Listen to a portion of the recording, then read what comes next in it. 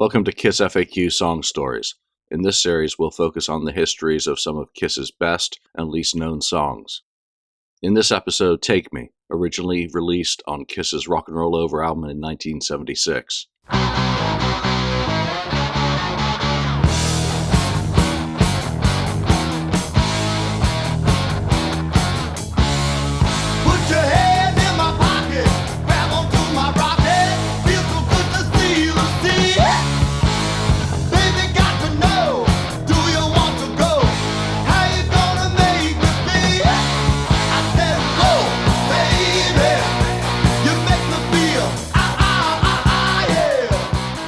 Looking at their career holistically, Kiss have occasionally enjoyed adding characters to their songs. Kiss listeners have been introduced to Dr. Love or Mr. Blackwell, and even graced with the presence of Domino. On the Destroyer album, fans were introduced to the forlorn Beth. On Love Gun, they met the lusted for Christine. But in the middle of the post-Alive trinity, fans were introduced to Lucille with the rollicking rock and roll fun of Take Me.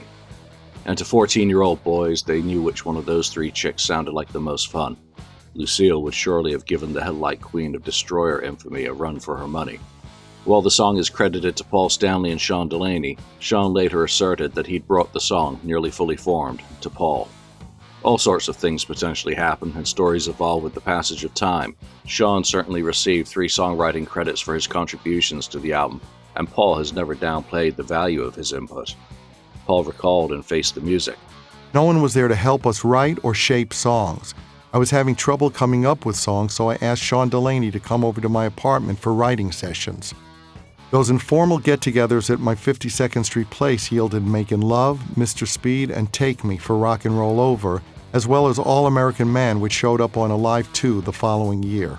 According to Sean, the situation wasn't really one of co-writing. He told Steve Stierwalt Jr. in an interview, "I think the first song that I actually wrote was Take Me. What was really funny was I'd actually written the song already, and Paul wanted some help writing a song. So I threw this one at him, and Paul actually thinks that he co-wrote the song. He didn't. The song had been written long before Paul." In that case, welcome to the music business. But it certainly doesn't preclude Paul from making changes to whatever original form Sean had brought him. We don't have access to those royalty splits or any songwriting agreements, so we'll probably never know the agreed division. Regardless, the song had purpose and served a role. Paul recalled in Behind the Mask, "Take Me had a great attitude. I was really in my glory at that point. I'm this big rock star getting laid all the time, all this adulation. Put your hand in my pocket, grab onto my rocket. It was just about the glory of being alive. All those songs were just about the lifestyle, whether it was cocksmanship, rock and roll, and sex." Paul has often talked about writing from what you know, and it's clear what they knew on the road during the period. The demo version of the recording, though, is what matters the most here, as the earliest known form of the song. Audio from a Davlin Studios demo session reel leaked in 2013.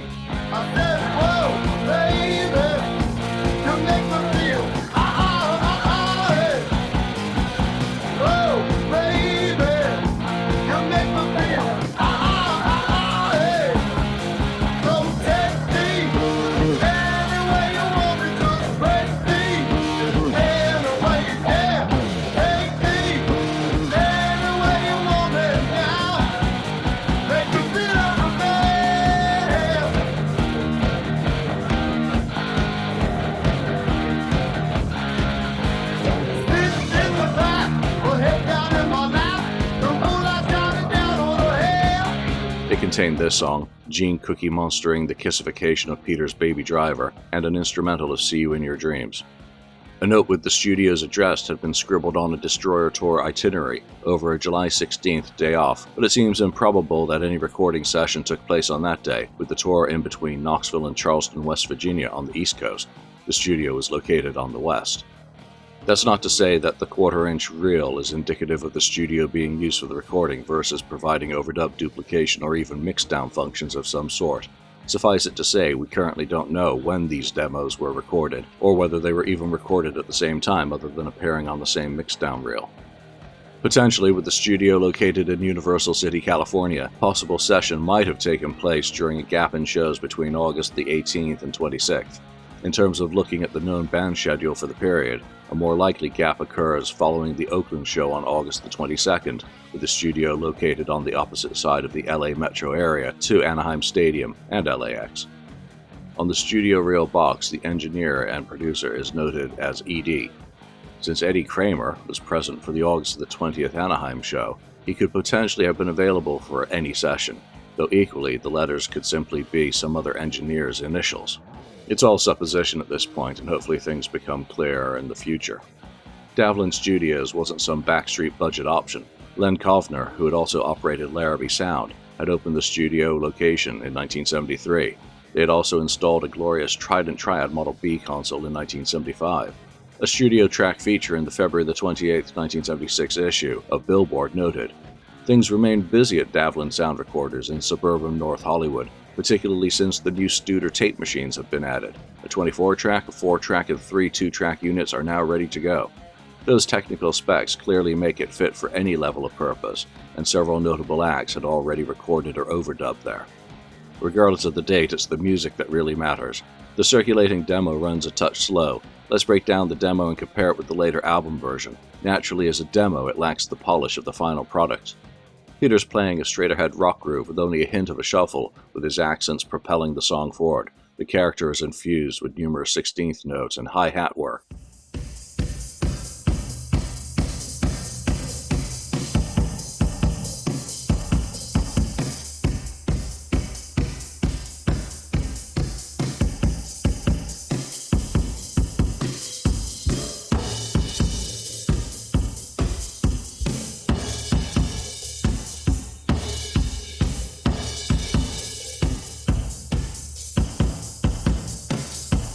The drumming is much more dialed back for the album version. Peter's fully engaged with the song and playing in lockstep with its musical nuances. On the demo, Gene's bass is pretty much locked in with Peter with occasional accents which are pretty forward in the mix. The basic bass line doesn't change much other than following the arrangement changes.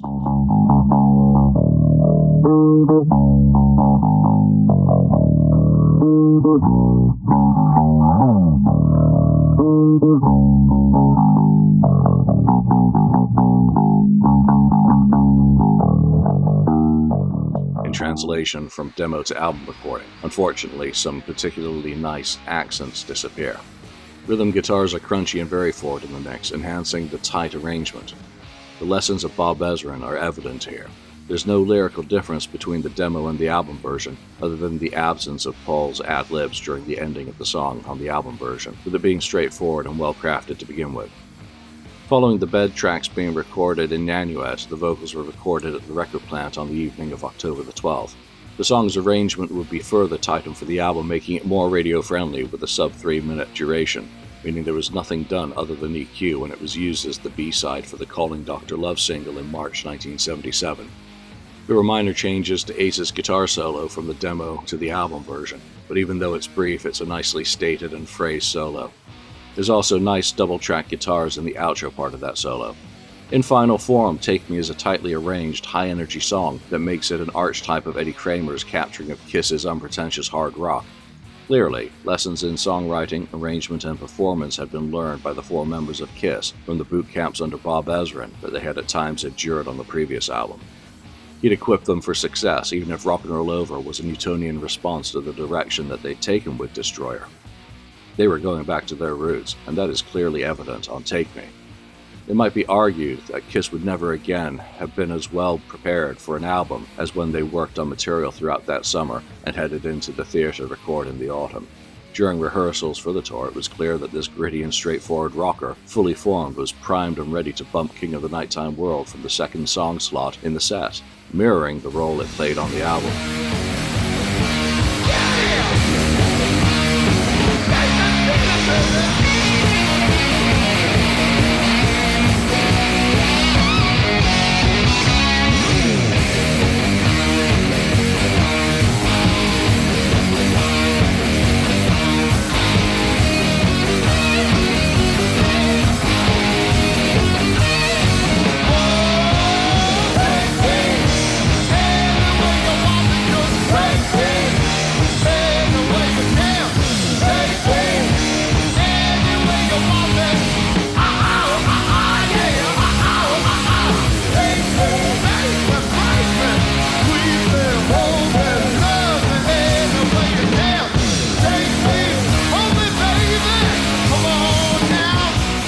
Following its addition to the set in November 1976, it would only remain in the set through the end of the Love Gun tour the following year.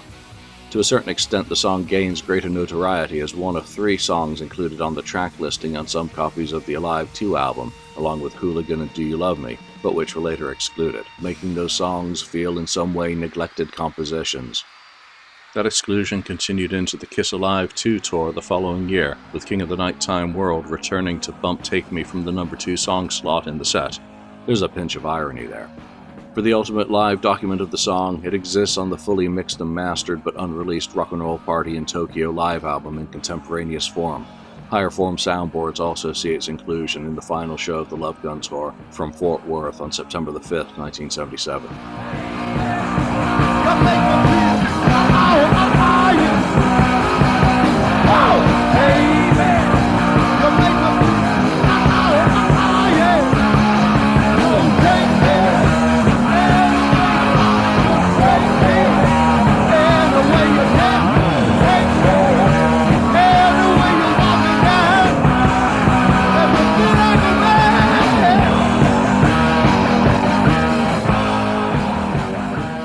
Like several other neglected classics, Take Me returned to Kiss's radar with its inclusion in the Concrete Forum show in Burbank, California in September 1993.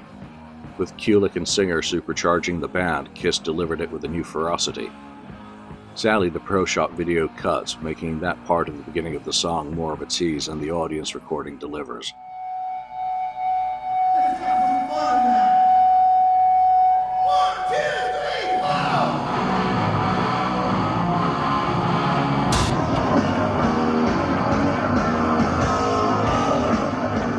The song even featured regularly during the convention tour in semi-acoustic form.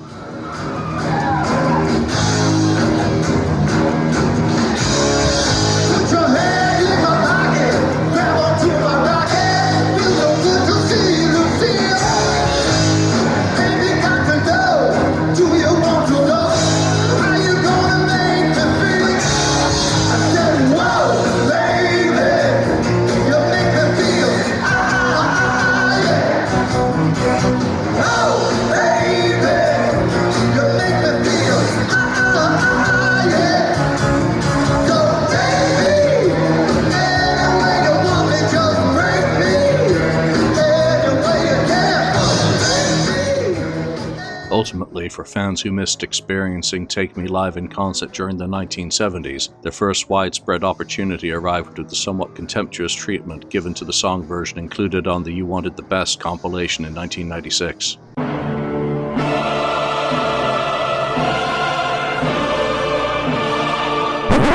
What does contemptuous mean? Clearly, drums were affected in some way on those recordings, as you could tell from this comparison between Tokyo 1977 and the album version.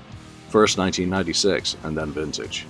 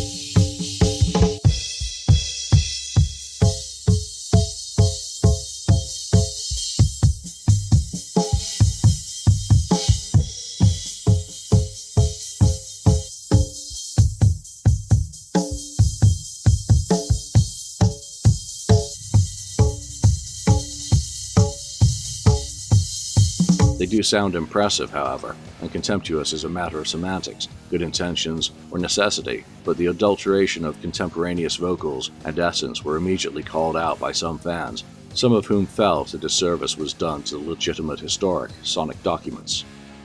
Even if the intention was to present a more accurate picture of what the band was going to sound like in 1996, or there were other technical reasons requiring the work for inclusion, it seemed devious. Let's compare Paul's, and to a lesser extent Gene's, vocals in 1977 versus 1996. The 1977 vocal is isolated from the unreleased Rock and Roll Party in Tokyo album. Put your hand in my pocket, grab onto my rock hand, feel some good to see the still. Put your hand in my pocket, grab onto my rock hand, feel so good to see you, Lucille. Baby, got to know, do you want to know how you gonna make me feel? Baby, got to know, do you want to go? How you gonna make me feel? I said, oh, baby, you make me feel, yeah. Said, whoa, baby, you make me feel, yeah. Whoa, baby, you make me feel, yeah. Whoa, baby, you make me feel, yeah. So take me any way you want me, just take me any way you can. Take me any way you want me now. Make me feel like a man. So take me any way you want me, just break me any way you can. Take me any way you want me now. Make me feel like a man. Yeah. Hey. For other fans, they were clearly simply satisfied that the album package cracked the door open to the vault. It would be a long wait for Take Me to return to the live set anyway in 1996, and perhaps the You Wanted the Best inclusion foreshadowed the inevitable. When the band were putting together a prospective set list in April 1996, songs such as Let Me Go Rock and Roll and Hard Luck Woman were considered alternates. Take Me was nowhere to be found on multiple setlist proposals from the period, though that certainly isn't a suggestion that it wasn't considered. While the song clearly didn't make the cut as a first-ranked Kiss classic, there was an overabundance of material to choose from for the set for the Alive Worldwide tour. Take Me did eventually return to the set fittingly at the Palace of Auburn Hills on October the 16th, where it displays Strutter. Take me!